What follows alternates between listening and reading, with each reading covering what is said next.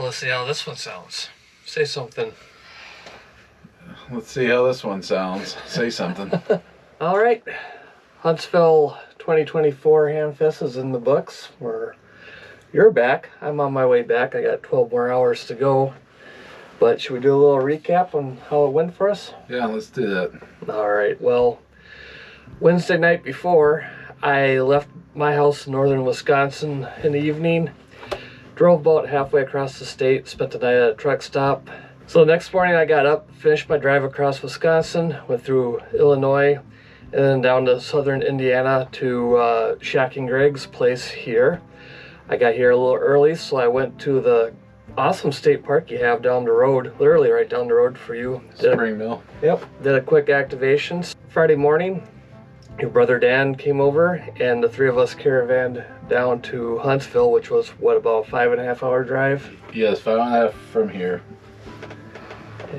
Without stops. Yeah. So Yeah. longer. A little bit longer. So we made our way down there, got to Montesano, got everything situated, and went over to the pavilion. Yep. And timed that about perfectly because they're just shutting things down. Yeah, we had about an hour there, and everybody was off for dinner, and Yep, so that's all we knew. Yep. So we got to the pavilion. I'm not going to bother trying to remember all the names. I'm going to forget somebody. I don't want to do that. But all the usual YouTube suspects who have channels, and the great people that are always in the chats and the Discords and everything. So got to meet a lot of awesome people for the first time eyeball to eyeball. That was great. We helped Kyle, who was kind of the organizer for the pavilion thing. Talked to him for a while, helped him put things away, and then everybody kind of migrated into the campground area, right around where Jason 2.0 had his camper, and Mike and 8YO had his camper, kind of that area. Yeah, there was like maybe 5 of them within. Yeah, with the arms within 7 spots. Yeah, so it was a big group of the YouTube ham radio community camped in the same spot. So again, continued to meet a lot of great people. The conversations were awesome, just how you're doing in life, talking about radios and video ideas and camping and what people have for tents and campers and all that kind of stuff. So lots of fun conversations. Things wrapped up there, everybody kind of dispersed. And then Saturday, the first day of the Hamfest itself, we got up fairly early. Yeah, I really didn't have I didn't go to the convention the first day, near to Greg or Dan. Long story short, I've always been when I was a little kid especially, I was real into the space program and everything, so I really wanted to see the Space Museum and the Rocket. Was it the Space and Rocket Museum, or where? Yeah, it was the Von, what was it? Von Warner? Von Brown or something. No, not Von Brown. We might have to edit this. He could post it, and he could put it on the screen. Yeah, right down here. Yep, right down there. Von Warner. Keep going. I'm looking it up.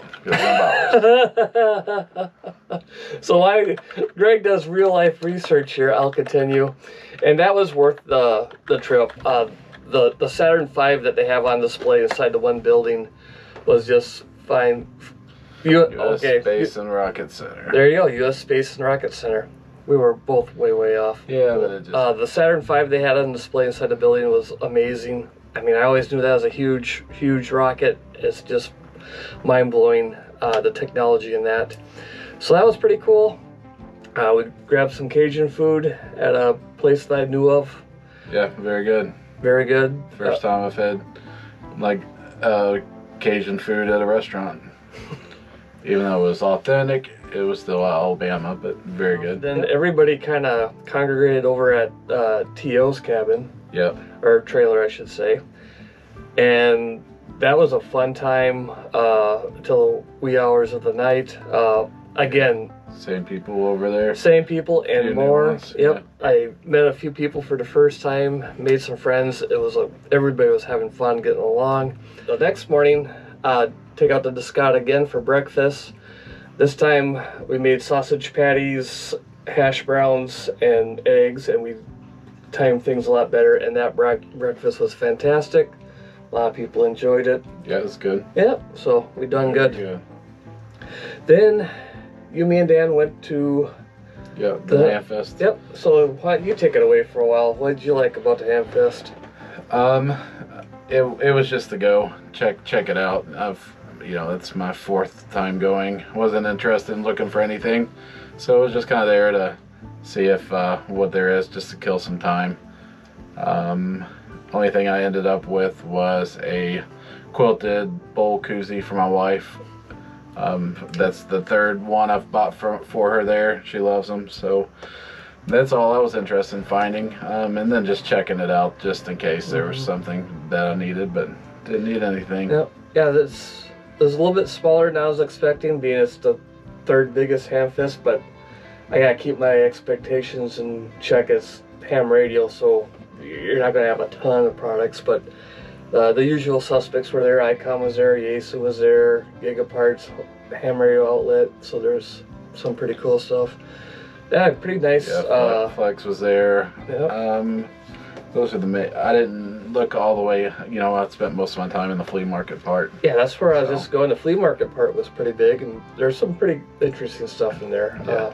And we didn't get there till 11 or 11:30, so they were winding down. A lot of the flea market was already packed up. But still quite a bit to look at. Yep. I think Dan ended up buying a laptop. He wasn't going to, but they didn't want to take it home, so I think they took quite a few dollars off of it, and he had to get it. Yeah, the flea market, swap meets, like gun shows and stuff like that. The ones I go to, it seems like the best time to find a deal is like within the first hour and a half, and the last hour and a half. Yeah. You find the stuff nobody's seen yet, and then it might be priced a little bit too low than it should be, and you snag a good deal. Or at the end, it's the people who, I don't want to pack this crap up and carry it out here, and you can make a deal. Yeah. But if that's what you're waiting on, you're taking a risk of, somebody getting it the day before or before. But, yep. If it's something that, is older and not too many people are interested in, chances are it'll still be around. The one new thing, or new items I liked, was the Armor Lock booth. I checked that out. I have an Armor Lock rail system for one of my FTM 300s I made into a man pack. Look at this guy, one of my FTM 300s. Well, I have 2. And a 400? No, I sold the 400 so I get the other 300s. Just picking on you. You always do. That's what we do. I have feelings. That was most of the Hamfest was picking on people. Yes, that is a lot of fun too.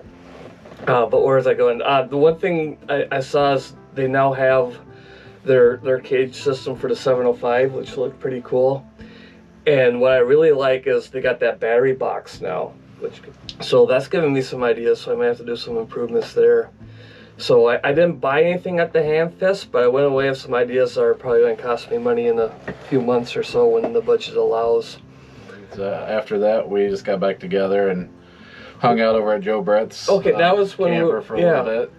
And I wasn't going to say any names for fear of missing people, but a new channel to me, it may be out for a while. I'll have to catch up, but Ham Radio Duo, really, really nice couple. They were checking out Joe Brett's 7300, and someone else in the park was doing a CW activation, so they wanted to make the contact. Really cool. Joe didn't have a key with them. Thank you. Joe Brett, our good friend, Quick Thinking, pointed out that there's a setting on the 7300 where you can use the top buttons as either a straight key or a paddle. So they got the radio set up, and they made the contact for the first time ever messing with one of these things. Yeah, I think they said single paddle and used the one button. And yep, they used it as a key. So that was really, really cool to see them do. So if you haven't checked out Ham Radio Duo, please do. They're wonderful, wonderful people. They're worth your time to check out. But I can say that for we'd be here the rest of the night, say all the nice people, both, you know, again, both all the YouTubers and the fantastic people who are always in the chats and the Discords and stuff. Yeah, I don't think there's anybody there we saw that we were like, you know, F that guy. Yeah. You know, everybody's enjoyable. So. Yeah. How about you? Anything else? Not really. That summed it up. No, it was all fun getting to hang out with Shane, and you know, we've met. You know, I think this is probably our third or fourth get together. So fourth time now, I think. Yep. Yeah, definitely. So always fun, and you know, this was my fourth trip down to Huntsville, so met a lot of those people, but some new ones, and I look forward to doing it again probably next year. So if takeaway, what would be your one highlight of the weekend, as far as fun moment or memorable or something?